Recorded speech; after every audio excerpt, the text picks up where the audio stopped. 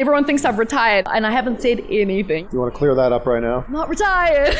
With the year off, I can understand why people may be thinking that way. After leaving WWE, I wanted to get back into wrestling on my terms. You would work perfectly in AEW, TNA. Have you had conversations with either of them?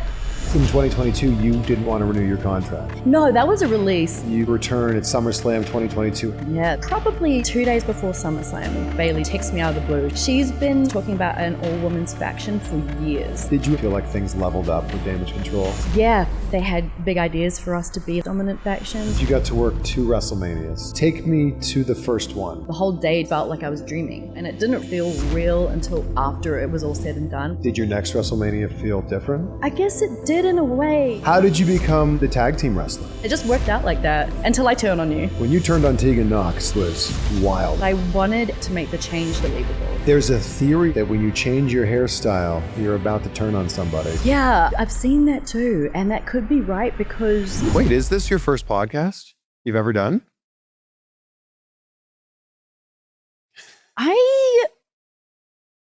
Honestly, nothing else is coming to mind, so maybe. Okay, well, welcome then. Whoa! No, I did one in New Zealand with a couple of guys that do one there, but no, I don't know, this feels like my first real one, I think. Unless someone watches this and like, actually, you did this, you forgot about that, so that's like... Like as we were turning the cameras on, you're like, this is intense. I know. Maybe it's just, I don't know. I don't know. All the cameras staring at me. You think I'd be used to that at this point, but I'm not. Which version of Catwoman's on your shirt? I don't know. This one? Michelle Pfeiffer?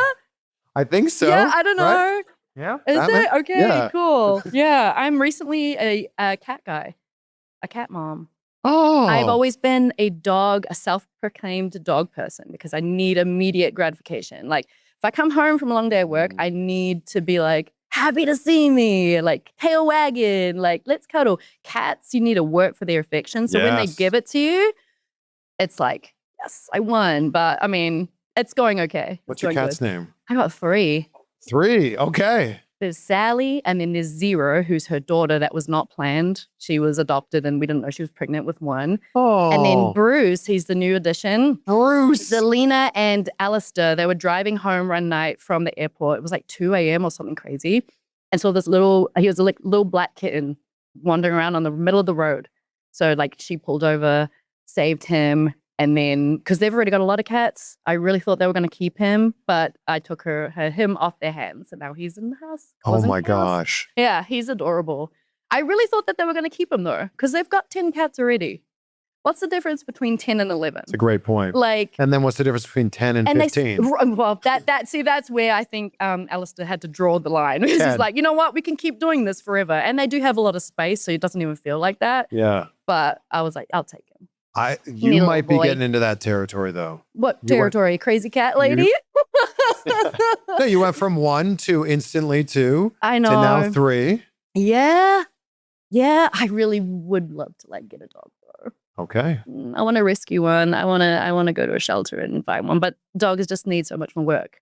They just need constant to be let out to go do their business. But maybe it's a good thing that you're not on the road so much anymore. That's true. Are you trying to tell me I need to adopt the I'm just trying to make puppies? a case for it. I'll take it. I'm saying that if there was ever a time to have a dog. Yeah, I should. Why not? I did like a little series on Instagram and TikTok like last year called Shelter Diaries, where every city I was in, I would go to a local shelter and like just advocate for, because a lot of those people have this weird stigma about adopting, especially when it comes to dogs like the bully breeds and pit bulls, but they're the most loving dogs ever. They just want a home. So, well, it sounds like you're getting a dog. Sounds like it. I'll let you know. You'll start seeing photos of the new puppy or dog, and yep, got me.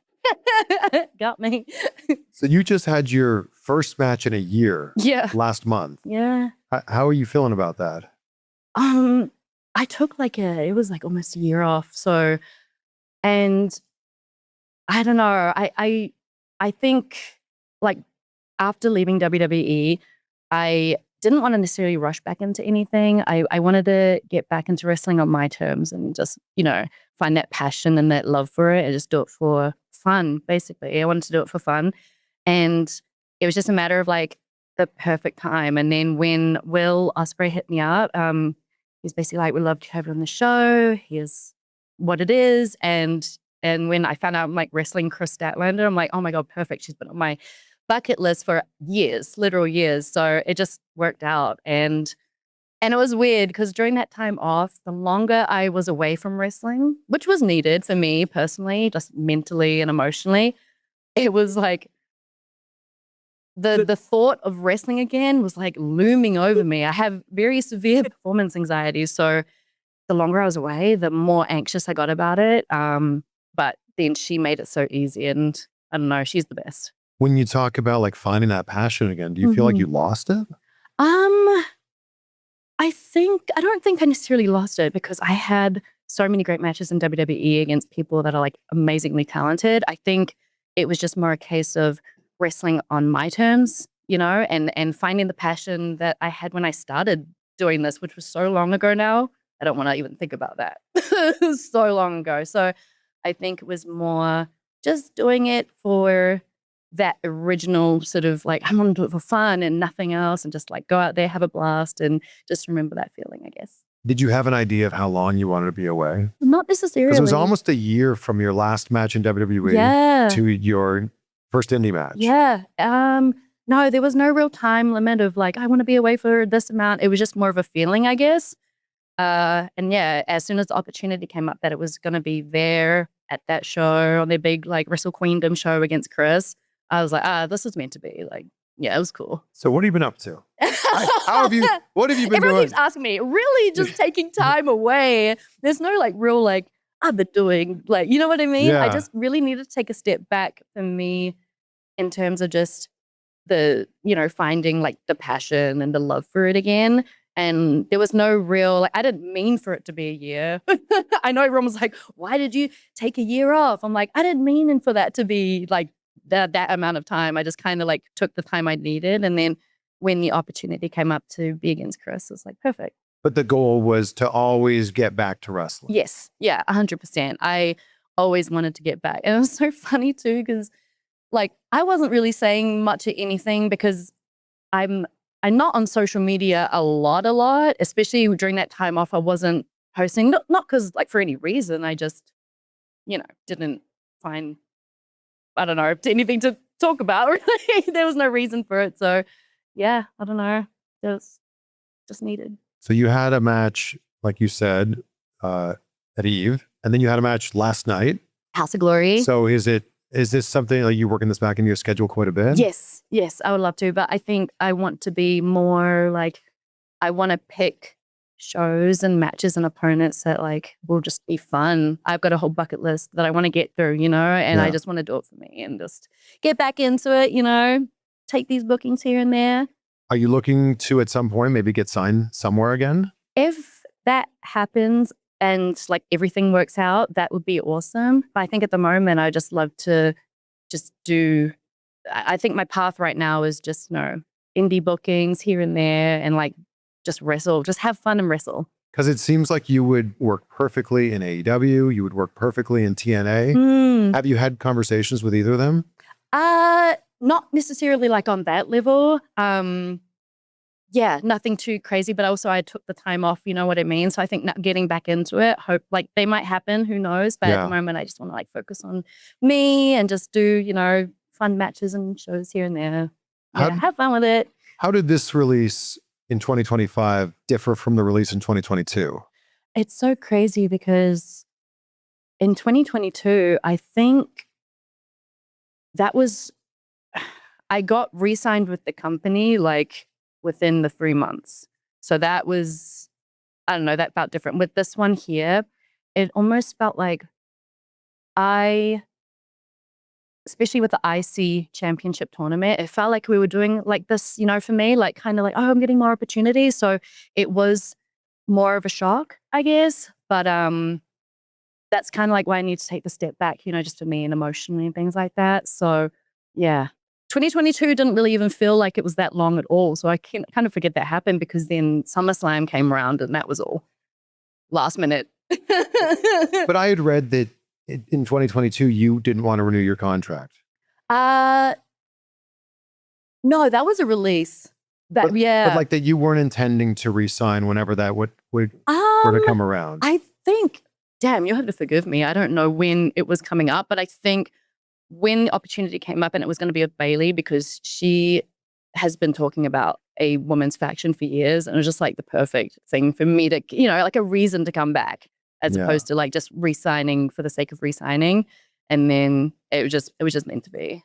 How did you find out the news this time that you were released? Like a phone call. Yeah. They usually do it like that. And then not long after it will be online and things like that. So I had to like take a step back from social media just because it is a lot, you know, it's like losing a job in any sense is rough. Yeah. But I never ever thought I would make it to WWE anyway. I think for me, the whole experience was just like a pleasant surprise. And even then coming back in 2022, well, that like everything was just, I was just very grateful to be there because I never saw myself in that position at all, ever. I don't know why, maybe I just don't look at myself in that light, but also being from New Zealand, like a tiny country on the other side of the world, it's hard to envision that for yourself if you come from there. It's just very like ridiculous. Like, oh, that American Hollywood lifestyle on TV, whatever. And then when things started going and I started doing more international shows and I finally got a tryout, and I didn't get like an immediate yes on my tryout, although like I think they were impressed. They were kind of like, we'll just keep in touch kind of thing, and we'll, you know, let you know and just stay in touch every 6 months. So I did that with the thing of like, that's okay. Like it didn't work out this time. And then the Mae Young Classic is what kind of brought it all together for me. You were like almost 10 years into your career before you got signed. Yeah, it was 9 years. Jeez. Yeah. So are you thinking like that it's never going to happen now? Oh yeah. Yeah. I think after my tryout especially, and the tryout was even like surprise for me too. They did a big one in Melbourne when they were doing the tour. And I was just grateful to have that experience as well. And I was just like, after that happened and they said like, not right now, I kind of just figured like, like I was grateful to have the tryout kind of That's thing. an accomplishment for a lot of people. Yes, I got a WWE tryout. That's kind of the way I looked at it too. And I didn't have any, and maybe I'm wrong in this, but a lot of people are much better at envisioning and manifesting. It's not like I like to keep the bar low, so I'll always be pleasantly surprised, but it was just more like a realistic way of looking at it. Maybe I'm like, I'm not what they're looking for right now, you know? And then so when I did get the call for that, I had a heart attack and fell to the floor and cried. And I was like, what is going on? Oh, wow. Yeah. Was it that you just didn't want to set yourself up to be disappointed? Maybe it is like that. I don't know why I have that mentality, but I do, because I just don't want to get excited or set myself up for like that. I don't know. I need to be better about that for sure. Maybe I need to manifest more, you know, like positive. Not that I'm not positive. I'm very positive, but I think just realistic in my expectations and goals. What made you even believe you could do it? New Zealand's not exactly a factory of pro wrestlers. Yeah, right. Like when you think of wrestlers from New Zealand, it's bushwhackers. Yes. Yeah, I know. Everyone, those are our guys. I think, so I watched wrestling with my brother from a very young age. And he was the one that got me into it because he would sit down and watch, you know, Friday Night SmackDown and whatever. And I would always be sitting there like, when is this over? Like, can I change the channel, please? But it wasn't until I actually sat down and started watching the storylines. And I kind of got into it a little bit later than a lot of people my age. I didn't watch the Attitude Era or anything like that. I got into it around 2004. So what was like the main storyline of that time that got you into it? It was, I think it was Stone Cold, maybe. I remember Stone Cold The Rock, but I don't know if that was before then and I was still like in this mindset of like wrestling. Like, I don't want to watch this. Like, put on Full House or something. Stone Cold Rock at WrestleMania 19 okay. was 2003. See, you've got the Rolodex of like dates and stuff. I'm like, I don't know. But I do definitely remember they were kind of going at it. But I don't remember specifically what it was. I think also Trish and Lita, like that storyline really got me hooked. So I did watch it a little bit later than a lot of people my age, but I fell into it at a perfect time. So he got me into that. And then I used to do track and field. And one of my friends studied with one of the local wrestlers. And they're like, we need more girls to wrestle. Like everyone thinks we're a backyard promotion, but we're not. And they weren't. And then I just started doing it just for fun. And it was once a month. It wasn't anything crazy.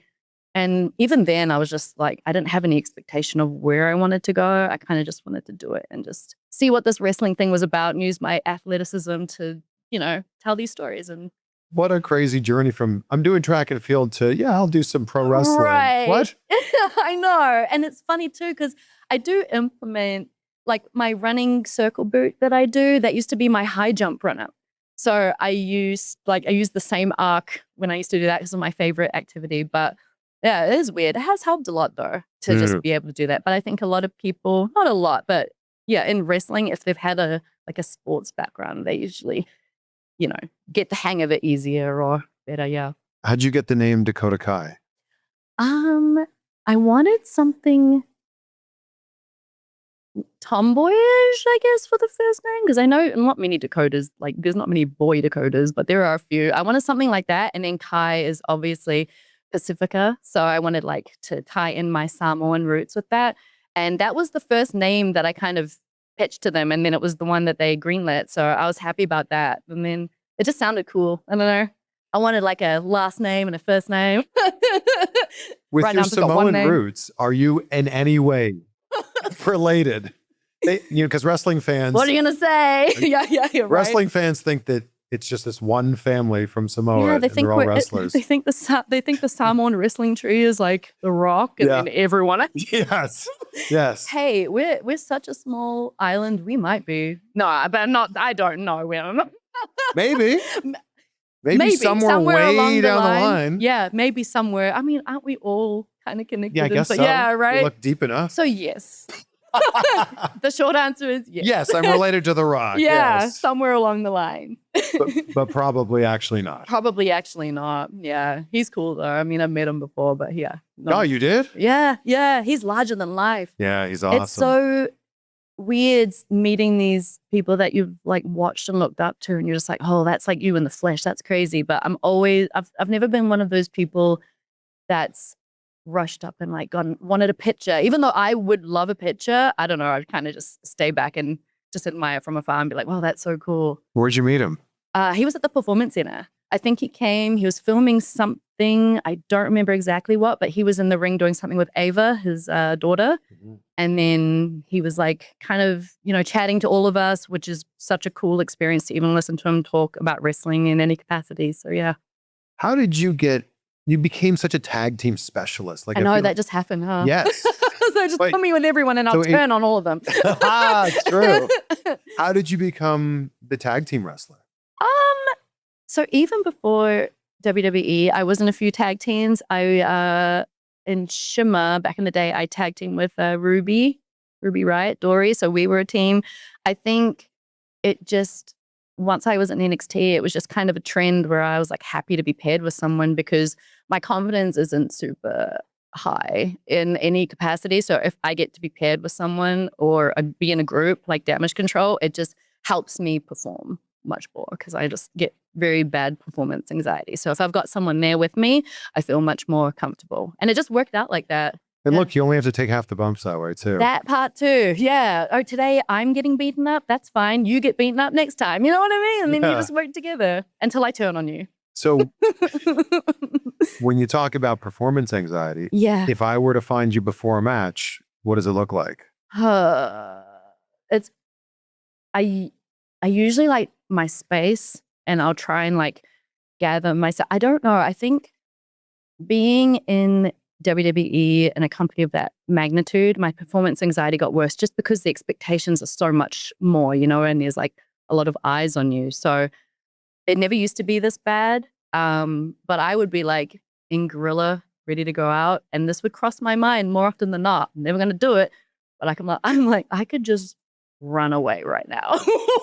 I could just leave and not put myself through the anxiety. But it's really that point of once I get through the curtain, it all falls into place. And then I'm like, go time, game face, do what I need to do. But the bit beforehand, I struggle with a lot. I was just talking to Tommaso Ciampa today, and even he was like, "You still nervous? You still getting those weird like jitters?" I'm like, "Yeah, I don't know if they're ever gonna go away, really." But.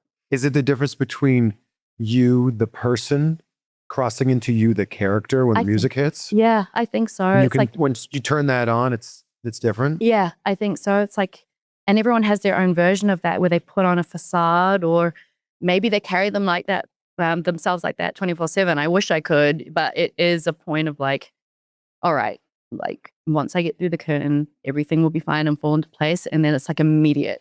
And then everything's fine and I don't feel like throwing up or anything like that in the ring, or I'll never run away. Don't worry. Anyone worried about booking me is worried I'm going to gap it. So I've been seeing a lot of comments on YouTube like this. Kris, you're 42. You look in your 30s. I'm sorry, you're 42? I never would have guessed. And I want to know CVV's skincare routine. You guys are too kind. I'll be 43 in May, and as you can see, no Botox, lots of wrinkles and lots of face movement here. I get a lot of comments about that as well. I've been using Caldera Lab for years, and I am pumped that they are now officially a sponsor here on the channel. And this takes less than a minute, morning or night. So the great is the product that I tell every guy to start with. It's the product that I start with. It absorbs in seconds, and after a few weeks, you genuinely see a difference. Your skin looks firmer, it's brighter, just healthier overall. Then you got the Hydro Layer, which is the anti-aging moisturizer. This is super lightweight and disappears into your skin. Like, this isn't thick and heavy like what you typically think of with a moisturizer. And they've actually proven that it keeps you hydrated for up to 48 hours. You can see how much of that I've used right there. Then finally, you got the eye serum, the anti-aging eye treatment. This takes 10 seconds in the morning, and I genuinely look more awake when I use this. It's the easiest and the quickest upgrade that I've made. This is a small habit with big results. Go to calderalab.com/Kris. Use the code Kris. You'll get 20% off your first order. That's calderalab.com/Kris and use the code Kris for 20% off. When you talk about turning on your tag team partners, Yeah. when you turned on Tegan Nox, this was wild. And what a reaction that you got to it. I know. And so I was in NXT probably for a couple years at that point, and I was like this happy-go-lucky, bubbly baby face, which is a much easier character for me. When I got told about like this War Games situation happening, I didn't want to get my hopes up because, things changed last minute. You never know. But I wanted and also needed to make this as vicious as possible to make the change be believable, if that makes sense. So if you watch it back, it's quite like intense. I wanted to lock into that because I really wanted people to believe that I could pull this off. Slamming her with the door. I know, right? How very cool. aggressively. Very cool, right? Very, very, very cool. And it was in Chicago too. So the crowd was there.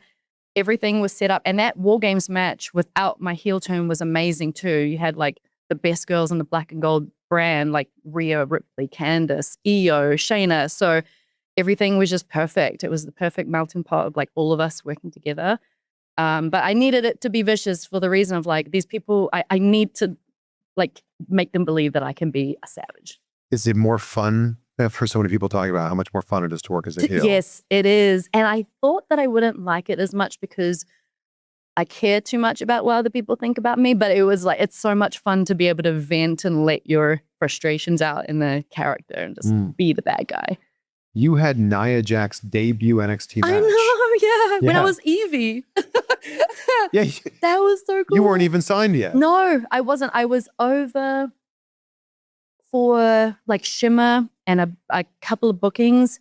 And I think, that may have been later. I don't know. There was a time before I was signed where they invited me to go train at the PC, maybe as a tryout because it wasn't long after that they signed me. But yeah, they invited me to be squashed by Nia, and I was like happily and she was so lovely. Like even though it was a very short match, she was just eager. I mean, Samoans going out there and just she killed me and she looked awesome. Yeah. Did you think that was going to turn into something? No. Even at that point, you just knew it was a one-off? Yeah, I just kind of went into it as a one-off. Even this may have been the following year. I'm not sure. That when I was over here doing Shimmer again, they invited me to the PC. And they don't tend to do that, or they didn't then, where it wasn't like a tryout per se, but they invited me to train with their girls class under Sarah Amato. And even then I was like, this is weird. You know what I mean? I'm the only one not signed doing roles with the girls. I'm like, this is strange. Anyway, what a great experience. Like I'm going to go do my indie bookings now, And then, yeah, I don't know. I didn't think anything would come from that. I don't really know what I thought it was. Just them looking and scouting. But again, I set my bar low. Can never be disappointed. Don't do that. That's a terrible way to look at life. Don't do that. Well, I think you need to tell yourself that. Yeah, I do need to tell myself that. Yeah, I think you're speaking to yourself now. Yeah, I am. Yeah. Because that did end up turning into the Mae Young Classic. Yeah. And that was such a cool experience too. And that's probably what they were just checking to see, who they could sign from that. But yeah, that was cool. You also had Shayna Baszler's debut match in NXT. I did. Yeah. What a scary spot. That's so funny. Because we had so much more planned, but obviously for her debut match, they wanted her to look like a killer. So it was just literally boom, you know what I mean? Or there was like me trying to do some things and she just stomped my arm. They played that damn moment in every one of her promo packages for like the next 4 years. And I'm just like, we can't update it. She stomped on so many other girls since then. What are we doing? I think it's because you sold it so well. It was very, even watching it back, I'm like, damn, all right. It's freaking how do you, double jointed in my shoulders. Is that what it is? Maybe. Not my knees. That looked nasty. Oh. I have to laugh. But yeah, I don't know. It looked nasty. So yeah. Yeah. I'll take it as a compliment. That feels like one where like there's the margin of error is small. Yes. Yeah, because there's a lot that can go wrong, but obviously she's a very trained and skilled fighter too. So when we were going through it, it's like, okay, your wrist needs to be on the mat like this, and you kind of have to like roll into the stomp, basically. So it wasn't just a case of her just doing it. We had to make sure it was all safe because it does look nasty. And if you set it up wrong, things can go wrong for sure. Yeah. So you mentioned your knees. Yeah. How scary was that? The first time it happened was on a road loop in Green Bay, Wisconsin, I'm pretty sure. Is that right? Is that the right? Yeah, city? Yeah. It was just on a NXT live event, and I never had it happen before of like all the years I've been wrestling. And it was totally on me too. It was just momentum, and I was going too fast, try to stop myself, and then it just went. And that was a terrifying moment, especially the first time. But I think when it happened again, it was more dread, I guess, because the first time it's like, okay, we'll rehab it. Never had this happen before. This is scary. Getting the surgery is scary. But then the second time I'm like, come on, like really right now? And it never happens at a good time because you can always say like, oh, it shouldn't have happened right now because I was about to do this. It honestly injuries never happen at the best time. But the second time was much more like, oh shit, this is over for me. You know what I mean? So that sucked. Is it like I'm not going to get back into the spot that I was in? Yeah, there's that. And there's also the fear of, and other people that have had injuries can vouch. It's like, I don't know how I'm going to be when I get back into the ring. I hope I'm still able to do what I was doing before. I don't ever want to wrestle scared because that means there's like much more that can go wrong if you're wrestling terrified, you know?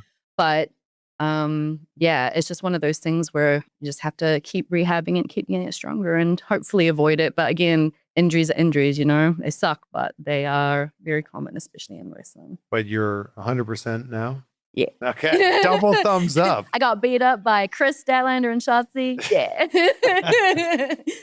So talk to me about this release in 2022. Then you get called a few months later. Yeah. And you make your return at SummerSlam 2022 in Nashville. Yeah, that whole thing came out of the blue. It was probably 2 days before SummerSlam, and Pam Bayley just texts me out of the blue. She's like, hey, I just pitched this to Hannah. I'm like, what are you talking about? Like, so she was talking about an all-women's faction for years, like since I was starting in NXT. She'd always been pitching this idea of like, I want an all-women's faction. I think this would be so cool. I hope we get the chance. And then the year before SummerSlam, we actually were at the Performance Center. It was me, IYO, Bayley, and also Raquel and Alba Fire.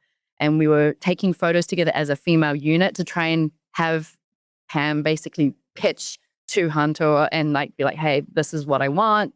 Nothing really came from that. But then she texts me a few days before SummerSlam. She's like, I pitched it again, like, I really want you to be a part of this. And even at that point, I'm like, I'm not with the company, you know, like I'm like, yeah, right, dude. Like, well, you really think this is going to happen? And then Were you already preparing for what's next? Like after getting released, you're already like getting ready for. I was in the mindset of like, you know, doing things away and like outside life the after company. WWE. Yeah, right. That's like a big deal to try and fall into that space of being mentally out of there. And then Hunter messaged, I think it was the day before, basically confirming that he loved her idea and that it was going to be Bayley, IYO, and myself. I'm like, holy shit, I need to like pack, because this is the day before. I'm like, pack and get my hair done, and like there's too much to do. Oh my gosh. And then and the day of was very chaotic, just hiding in a bus. I've never been in that position where I've had to be hidden before. I thought that was so cool, because you always see it happen with others where they like have a surprise and they've been hiding in the bus or wherever during the day. So we got that, and we got like, it took us over to Gorilla in a golf cart that had like black curtains on the side. I'm like, oh. Did you fly in? Yes. Okay, so that part's not the morning a of. secret. Oh, okay. Yeah. So because sometimes they'll fly you into an adjacent city. no, they flew us in, and I think, I don't know. No one really knew. I don't think it was spoiled at all. I think it was genuine surprise, right? Yes. Yeah. So, that was so cool. Yeah, I actually remember I brought him up a few times, but the golf cart with the black curtains on the side, it kind of moved, and Tommaso was standing right there, and he was like, oh, and I'm like, hello, like, yeah. So that whole moment was so special, especially because Bianca was in the ring, and she's one of my closest friends in this business too. So her reaction, I don't know, people watch that clip back, her reaction to me was like coming from a place right here. So that felt special too. Did you immediately feel like things leveled up with Damage Control? Yeah, like from the start, I think they had big ideas for us to be like this dominant faction. Obviously, things change here and there, and I don't know. And it felt good for me to be part of a group. Like I said, I work better in a group, but yeah, I think there could have been better opportunities for us. And Bayley was doing her darndest to try and like pitch more for us, but it's just the way it goes sometimes, you know. And you and IYO SKY go way back, right? Yeah, we do. I met her probably 2013, and that was when I was doing a tour of like, I did Stardom and Sendai Girls as well. And she actually terrified me because I met Kaidi too, but IYO terrified the shit out of me because she was top girl in Stardom at the time. So she took all the trainings. She was the top girl. So she had very like stone face, like, and then I look back on that now, and I've told her recently, I'm like, you intimidated the shit out of a lot of us like Gaijin girls, because we were like, oh shit, it's IYO. Like, I just want to be her best friend. She's scary.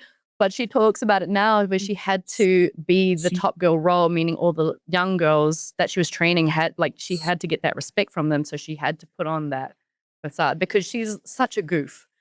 Like, knowing her now, I'm like, damn, you were like this the whole time. That's crazy. I was terrified of you. I just wanted to be best friend. I did an interview with her, and I'm like, what do you do when you're not wrestling? And she goes, I like to sleep. Sounds like, is it sleep? I like to sleep and eat ice cream. Yeah. And that's just her. And then she'll amazing. I know. She's just like so funny. And this whole side of her that I didn't know before. I'm like, oh, you're just a little weirdo. I love that. A little funny guy. Yeah, she's the best though. And people say she's one of the best wrestlers on the planet. She is. Hard to argue with that. She is the best wrestler on the planet, and she has been for a long, long time. And so cool that as her friend, you've been able to watch this progression happen. Yes. Yeah. I think it's so weird seeing where she is now to where she started. Our paths have constantly been kind of like intertwining or been meeting up. And then we came together as Damage Control, which was so cool. It was like a full circle moment.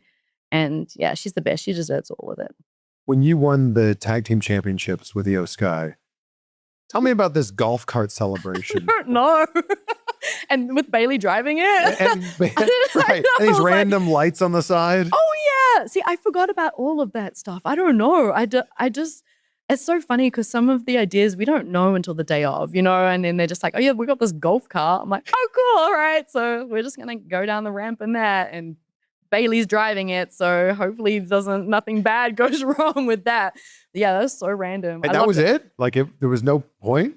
I don't know. There's none that I can remember. I think it was just like, we'll just put you guys on a golf cart and just celebrate. And I was like, all right, I'm all for it. I love when wrestling gets weird and just like does stuff for the sake of doing stuff. But I agree. Fun. Yeah. Silly wrestling is fun. Yeah, we should go back to the fun things. You know what I mean? So yeah, we had a golf cart for no reason. And we never had it again. I was like, damn, I wish we could just have that be our entrance. Even without the titles. Why not? Were there things you pitched, fun things, or maybe serious things that could have really worked that just didn't end up coming to fruition? I was thinking about this earlier. I think the main thing that all three of us, me, Bayley, and IYO, would have absolutely loved is like a triple threat. When Damage CTRL was kind of getting to a point where like we were all turning, or like there was weird friction there. Yeah. I think that there would have been an awesome story there where all of a sudden, and I could have still been friends with both of them, but it would have been a cool match to have, where it was like a triple threat or something like that, where the three of us really hashed out in the ring, and then whatever happens after that just goes in that direction. But I would have loved to have had a match. And I think it was pitched, but I just never got there. You know, there's a lot of things fall through, but but I'm glad they got their WrestleMania moment, like Bayley and IYO. And that was like truly just a moment for me where I was like, oh my God, the girlies representing. Yeah. Is there anybody you didn't have a chance to work with in WWE that you wish you had? Obviously a lot of the newer girls, not newer, they're not like super new, like Soul, Daria obviously just started when I was leaving. So a lot of those NXT girls, Kalani, are so freaking good, but obviously, our paths didn't really cross, but they're so talented. In terms of on the main roster, I never really got to work with, I'm trying to think, Charlotte? I don't think, we may have had like a tag team, but I've never had a one-on-one with her. I think that would have been cool. But yeah, there's always like going to be names here and there. I'm like, damn, that would have been cool. Who were your favorite opponents to work with? I loved working against Rhea. I think we've had only a handful of matches in NXT, and we worked against each other on like main roster and tag situations, but she's so talented, and she always has been because she's so freaking strong. She just throws you around, but she's just the best. I love working against Liv. I think we had really good chemistry and synergy. Same with Bianca. And Bianca's one of those girlies where we would just always try and make each other laugh. Like even on the house show loops that they don't do so much anymore, we'd always be trying to make each other laugh, but she's also very athletic and you just trust her with everything. So yeah, those girls. Crazy to think you're almost 20 years into this now. What a reaction. I know. How do you think about wrestling now versus when you started out? Ooh. Well, when I started, I honestly didn't think any of this would have ever happened. So I think I look at wrestling with a lot more gratitude, in the sense of like, I'm just grateful that I got even half the opportunities I did. When I was just starting out, I didn't have any idea of any direction I wanted to go, and I didn't think that any of this would ever happen. So I think, getting signed and getting all those opportunities, I got to do 2 WrestleMania matches, and a lot of people in the business at any point, they might be lucky to get once. A lot of people might not get any. It's just how it is, So I look back with a lot of gratitude at all those opportunities, and I'm just much more like glass half full. I love that. Yeah. Yeah. See, this is therapy. What's the approach you have to a match now versus say 10 years ago? Because I'm sure 10 years ago you thought you'd figured it out. I don't think I've ever really thought I've figured it out. I feel like my anxiety's gotten worse. No, I think going into a match now as opposed to 10 years ago, I just love the storytelling aspect a lot more. I think before I was with WWE, I just wanted to do 1 million things and kill myself and all this, that, and the third. But I think there's more meaning to just thinking carefully about what you want to do and the story you want to get out there. So I think that aspect, the storytelling aspect, I love and appreciate a lot more. So with that said, you have an amazing opportunity to pick your opponents with what you're doing with working independent matches. Yes. You get to pick who you want to tell stories with now. So what does that look like? And do you have some dream opponents on the indies? I have dream opponents just in general. I would love to wrestle Willow Nightingale. I know she's all over the place right now, but There's a bunch. And obviously I'd love to run it back with Shotzi too. And there's a lot of newer girls coming up too that I just want to be able to wrestle and like not show them the ropes, but just, I don't know, like help them get to a point where they can have more matches and things like that. So yeah, I don't know. It's so weird. I've got a list on my notes app of like girlies I want to wrestle. I know Steph Delander just posted, Steph Delander, another one that I'd love to wrestle again. We kind of had some matches in NXT, but not many, but I would love a singles match with her too. Because she's another one that's insanely strong and just, I love being able to like be ragdolled around. It's kind of my thing. But yeah, I don't know, just having fun with my opponents and just looking at that perspective. Storytelling on the indies is different, right? Because a lot of it exists within that night. It's within that match. Yeah, and sometimes there's no promos or anything going into and it. sometimes you're a heel in this company and you're a babyface in this company or vice versa. It's a mixed bag. Right, whereas in WWE, sometimes you have weeks or months to build that story with lots of matches in between. In a lot of cases, this might be the first time that this audience has seen you wrestle live in Las Vegas or Orlando or Nashville or wherever it happens to be. And it's a different approach. Yeah, it is. And I have to like step out of like the structured like promos leading up to whatever. And like you said, independent wrestling can just be one match. So it can be more of a challenge to try and tell a story when that's the only canvas you have to work with. You don't have promos supporting it or anything like that. But I think it's like a cool challenge to have because then, like I said, with the storytelling aspect within a match, you can say, okay, like there can be a moment here where it's just face reactions. And if there's a hard camera or a roaming camera, you kind of play to them. Yeah, I don't know. It's a cool challenge to have though. After that first match, after a year off, how much did you miss it? A lot. Yeah. And leading up to that, were you missing it a lot? I was. And I think the longer I was out of wrestling, the more anxious I obviously got, but to have my first match back, because obviously I didn't plan for it to be a year, it kind of just worked out to be that way. And now the pressure's building. I know. And I'm like, and everyone thinks I've retired. And that's the thing. I was like, people so adamantly on social media, which is why I don't go on there a lot, because I'm like, you guys just make things up. But I was like, I'm making these up. Like, she's definitely retired. And I haven't said anything. You know what I mean? So, but that. You want to clear that up right now? I'm not retired yet.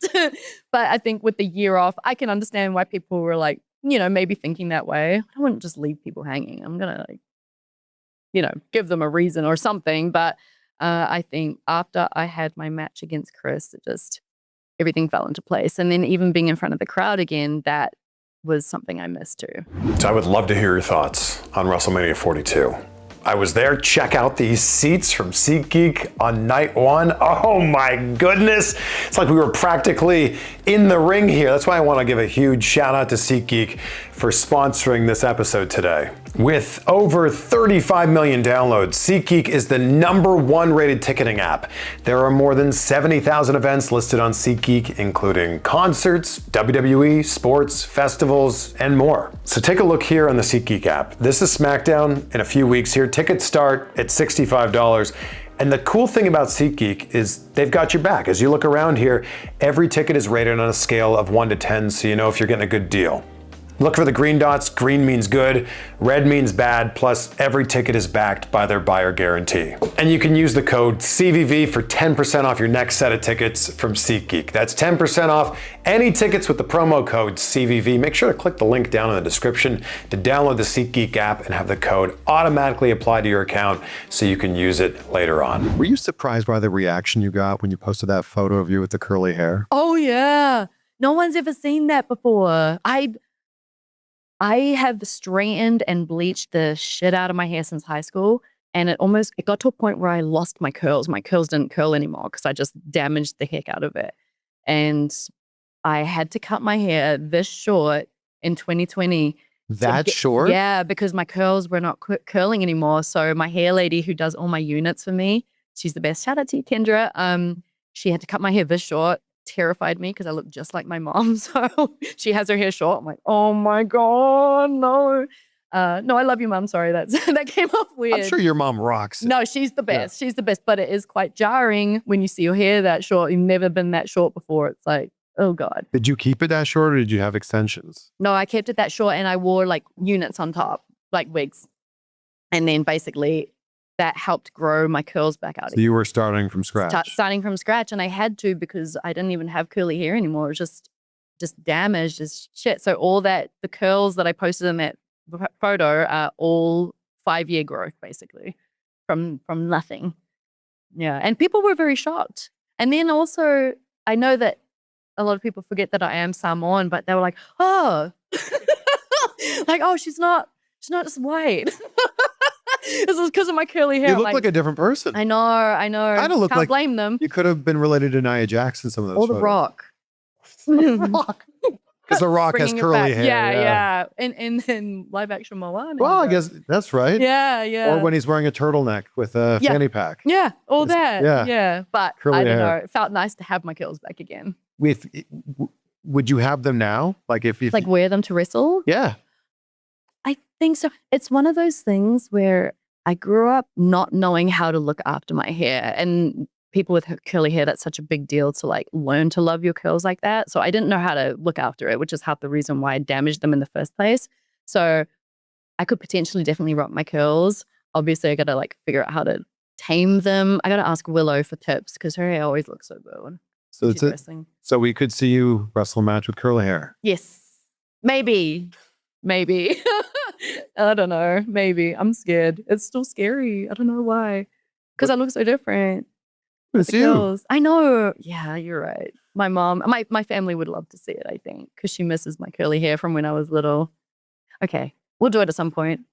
Hold me to it. There it is. Yeah. You've had so many different hairstyles. What's one more? Let's just add it to the list. Like look at all the photos of all the different hairstyles, hair colors, everything. Yeah, right? It shows the timeline. It's so funny because I'll see me with like short pink hair. I'm like, 2020. Or me with the half white and half pink. I'm like, that's 2022 or something. It's all different timelines. When you walk around in everyday life outside of wrestling with half and half colored hair, what do people think you do for a living? I've never really thought of, well, to be fair, when I did have the half and half, I don't know if I really even thought about it. I just thought people just didn't care. But you know what? Not many people walk around with that. So I don't know. I don't know what they thought that I did. Yeah.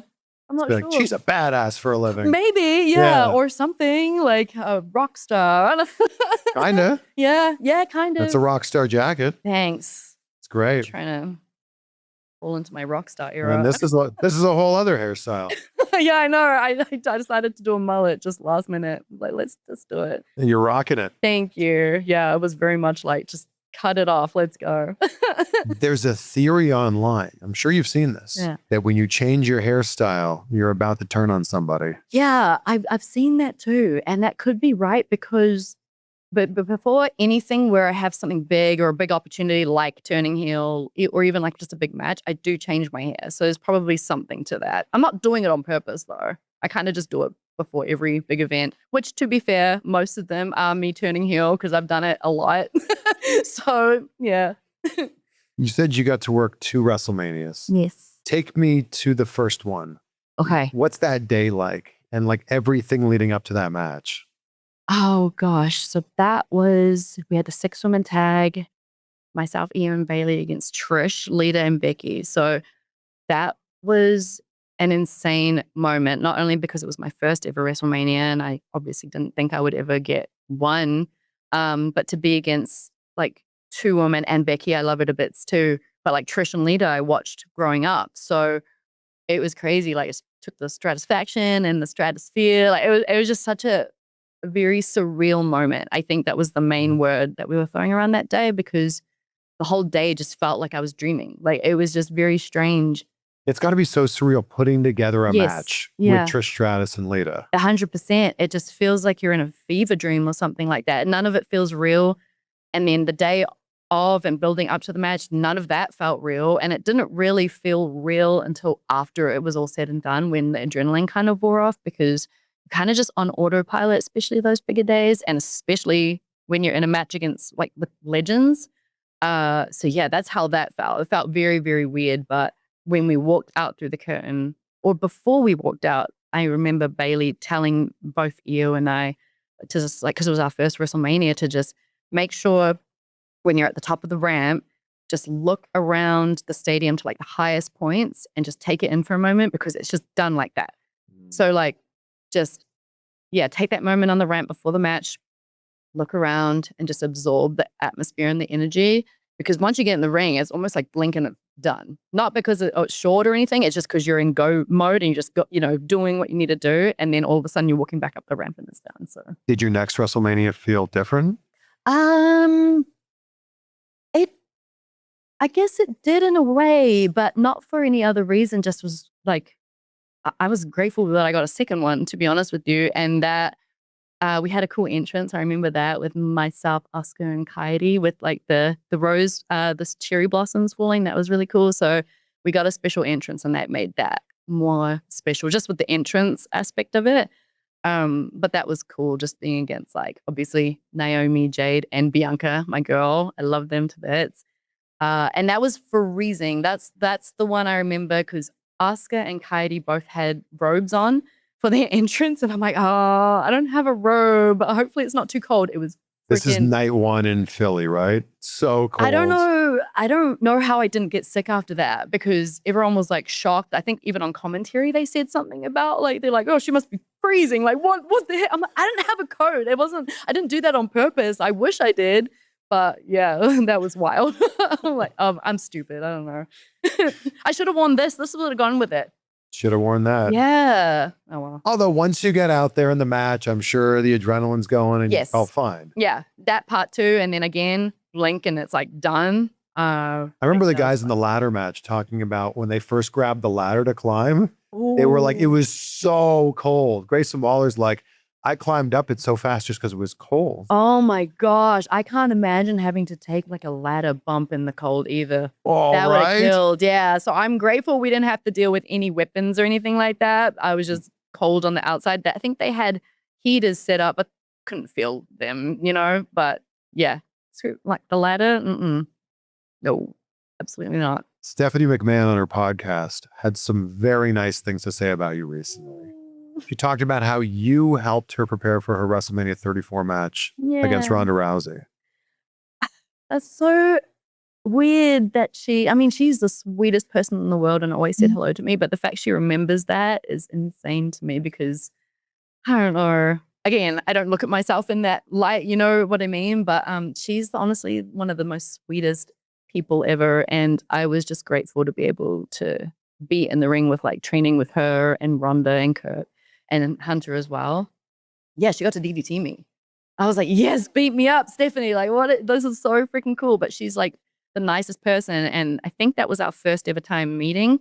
Every time after that, backstage or wherever, she would always make a point to come up to me and be like, Dakota, you know what I mean? I'm like, oh my God, you know me. You know my name. That's crazy. Yeah, how could she forget the person she's training for a WrestleMania match for? Yeah. No, yeah, you're right. It's just like, it's Stephanie McMahon. Yeah. You know what I mean? Yeah. She's an icon. Like, what? She knows my Hall name. of Famer. Yeah. And everyone, even Bayley, who's been in this business for so long, like she freaks out when Stephanie like wants to talk to her, So it's just like, we hold Stephanie in such high regard. She's a legend. She's an icon. She's everything. So she even knows your name. It's a big deal. How did you get chosen for this? I think I just got told. I think Coach Sarah just pulled me aside one day and was like, hey, like you're going to be flown up to Connecticut to train with Ronda. It was very hush-hush, obviously, because it was their first match. And this, that, and the third. So yeah, just kind of got told that I was getting flown up there to train with them. So that was cool. And Stephanie was saying that like Ronda was throwing like high clotheslines. So the drill was that you were just going to give Stephanie 100 high clotheslines like that. Pretty much. Yeah. We were kind of just like there for her. And she's obviously Ronda's an amazing athlete. So but that was her first wrestling match. Yeah. Yes, it was her first wrestling match. So we were kind of just there to like tweak things, but she, picked it up so easily and she's an insane athlete. But yeah, we were kind of just test dummies for some of it. Just like throw us around and then, yeah, it was cool. Oh, what a cool thing to be part of that. I know. When I think about it too, especially, Ronda's first wrestling match ever, which actually I remember it was so fun. It was very cool. It was probably the best match of WrestleMania 34. I remember that being the case too. Triple H, Kurt Angle in there doesn't hurt. Yeah, and I remember, I think there was a bit where Triple H like had went to powerbomb Ronda and she put him in an armbar, and I'm like, we went through that spot. Triple H was like showing it. That's cool. Yeah, so that was dope. I was like, oh shoot, they're doing all the things that we, went over for the last month or so. How long have you lived in the US now? Almost a decade. Wow. Yeah, I think, I know it doesn't sound like it probably to you, but I've definitely lost my accent. Does it sound like it to you? Yeah, some words I say where I'm like, here, there. I know, and I'll just say them like, oh, no, here, there. So, and then every time I talk to my family, they're constantly just like, stop putting on this American accent. I'm like, I'm not putting it on, I promise you, because I think when you're around it all the time, you kind of have to pick up on it. And one of the things, I had to force myself to put on an accent sometimes because people couldn't understand me. Like if I'm on the phone to, I don't know, State Farm or something like that, and be like, yeah, what's your name? Charlie. They're like, Charlie? I'm like, Charlie, Char. And now, even when I'm back home in New Zealand, if I'm like, someone's asking me my name, I'll be like, Charlie. I'm Charlie. Oh my God. Like I have to like code switch with like accents. It's so weird. Do you feel like, I think a big one with Australia and New Zealand is when you're ordering water. Water? Yes. Bro, I feel like someone said this the other day. It was Carl, my boyfriend. He's like, yeah, the Australian accent is much more stingy. Like, I don't know how to explain it. Like fish and chips, you know what I mean? Or going to the servo to get a bottle of beer. I don't know what they say, you know what I mean? All the Australians are going to be coming for me. I love Australia, all right? At least you're not saying put another shrimp on the Barbie. Shrimp on the Barbie. They don't even call it shrimp. They call it like prawns. I don't even know. Yeah, prawns. Yeah. Prawns. I'll happily be mistaken for Australia. I love them. It's fine. We have a love-hate like banter going on. Yeah. It's like New Zealand. Yeah, you guys get mistaken for each other all the time. Yeah. Especially when it comes to sport, they know I love them. What was the biggest difference you found moving to the US from New Zealand? Oh God, it's like a whole other world away. Yeah, and obviously driving on the other side of the road was a whole thing too. I remember when we first moved here, I was sharing a rental car with Nix and Newell, and we both didn't drive on the side of the road. So there was one time we were taking like, I think it was a left turn and almost like went into oncoming traffic. I'm like, this is bad. Like this is terrible. Did you have to take the driving test again?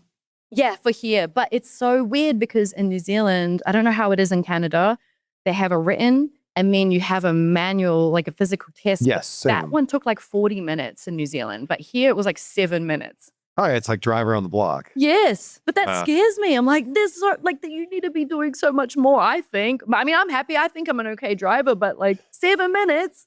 When I moved from Canada to the US, I was like, I got to get a driver's license here. I was living in Ohio at the time. Oh, so that you have to do a new driver's test when you move here from Canada? Yes, and I thought it would just be like I thought it'd be the same. The written test. Or just a little refresher. Well, I went to the written test, and the first question was, who in the car needs to wear a seatbelt? And I was like, everyone? Yeah, everyone. You're on the computer, right? Is this a trick question? It was question? Like, wrong. And I'm like, what? Wait, what? And it was like in the state of Ohio, only people over the age of 18 in the front seat need to wear a seatbelt. Like, so if you're over the age of 18 in the back seat, you don't have to wear a seatbelt. That is such bull. So I'm like, if I got that wrong on the first question, that is such I'm not getting a driver's license. Is that real? That can't be right. Apparently. The answer is everyone. You'd think so. What the heck, America? You're so messed up. Just Ohio, I think. I don't know. Oh, just Ohio. See, even that's hard too, because we don't know what states have different rules, you know? Like, what the heck? And then I passed that, and then it's like, okay, now you got to set another appointment for the in-card thing. And I'm like, I'm a grown-ass man. I got my driver's license when I was 16. Yeah, right. What are we doing? I thought that was a trick question. I think also one of the main things that was surprising here, everything's just so much bigger here. New Zealand's a very tiny country. So it's like, I heard New Zealand just being compared to like a small town in the Midwest. So it's kind of the same sort of thing. Yeah.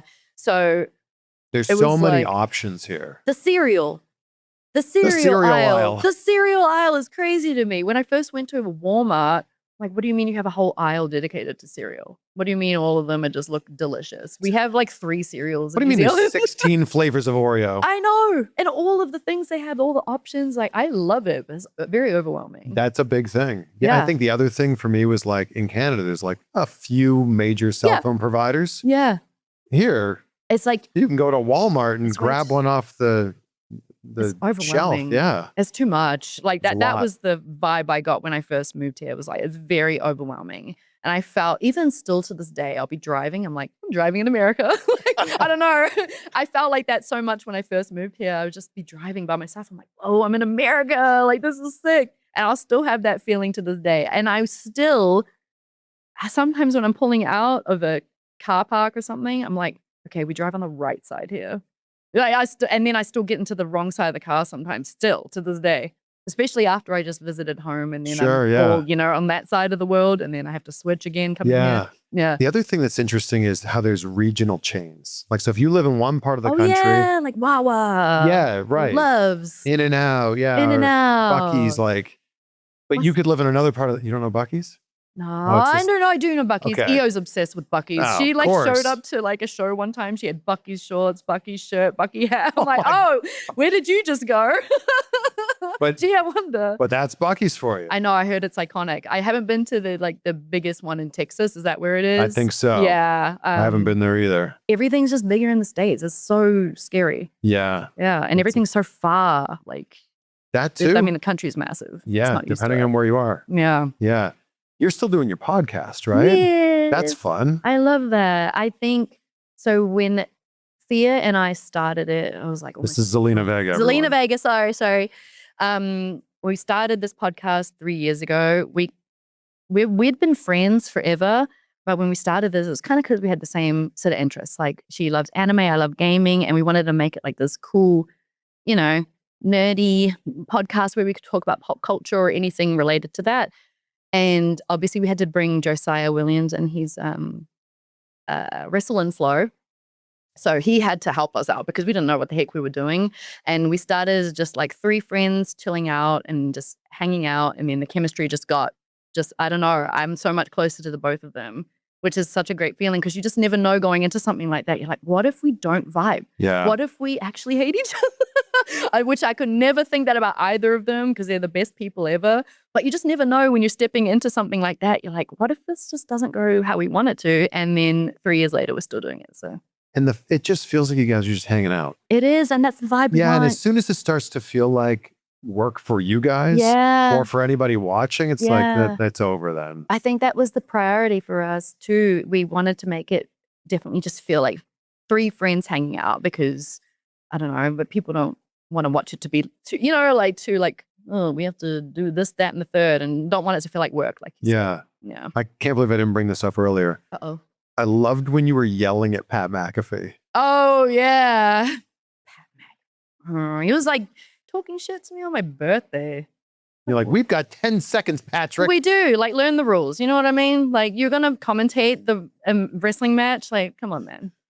You've got 9 seconds before I get disqualified. Chill out. But it's just so fun that like that got worked into the match, and then they ended up uploading it where like, oh yeah, the camera's on Pat yelling at you or reacting to you. Yeah, that was cool. I love when they do things like that where, and sometimes it will happen during commercial break because I feel like maybe that's when that happened. I don't know, when they do funny things like Nia doing the count where she was doing like cool things like that happened during break. Like, I like when they capture moments like that because those people love seeing like that sort of the fun side of wrestling. Yeah. And I just think that when people can see personality like that, it's like that much easier to like you or hate you. Yeah. Depending on how you want it to go. Right. Mm-hmm. Yeah. Yeah. I love that. That's funny. Seems like you're in a great headspace when it comes to wrestling right now. Yeah. Good. You tell me. I feel like it. No, I definitely feel like it right now too. And I think having that time away, I had a lot of clarity and like going into wrestling right now with the priority of just having fun, you know, I don't know. I feel much better about wrestling as a whole. Not that I ever didn't feel good about wrestling. It's like, oh, I can do what I want, like wrestle who I want. It's the best. Do you think the door would be open to go back to WWE? I'm never one to burn bridges ever in any capacity, you know, and they always treated me good and gave me good opportunities. So, I mean, who knows really? Yeah, I don't know. I mean, last time you were gone, you weren't gone for long. I know. Came back? Yeah. I would love to just be able to focus on me right now and doing what's best for me here. I would never want to just take any contract or whatever just for the sake of it. I think I'm at a point in my career where I want to do things with intention. And that doesn't just mean like doing it for the sake of doing it. You know what I mean? And you got 3 cats to look after. Exactly. And it sounds like the next time I see you, you might have a dog. I think I will. Yeah. I'm actually excited. I don't know. We'll make it happen. Text me and let me know about your dog. I'm like, it happened. I did it. Thank you so much for doing this. Thank you, Chris. This was so fun. I'm going to ask you the question I ask everybody at the end. Okay. Because gratitude's such a huge thing for me. You've already talked about it during this conversation. What are 3 things right now as we sit here that you're grateful for? Life, family, and animals. I don't know. That's it. Life, family, and animals. Sounds like maybe you got to live on a farm or something. That's my retirement plan. I want to get like a block of land and I want to adopt all the babies, the old babies, the new babies, like cats and dogs, and just have them be like, that's the goal. So it's funny you said that. That's my retirement plan. I love that. I know. I want to create a shelter for them. Yep. I'm going to do it. I'm going to come back next time and be like, I got 20 dogs. Thank you again. Thank you for having me, Chris.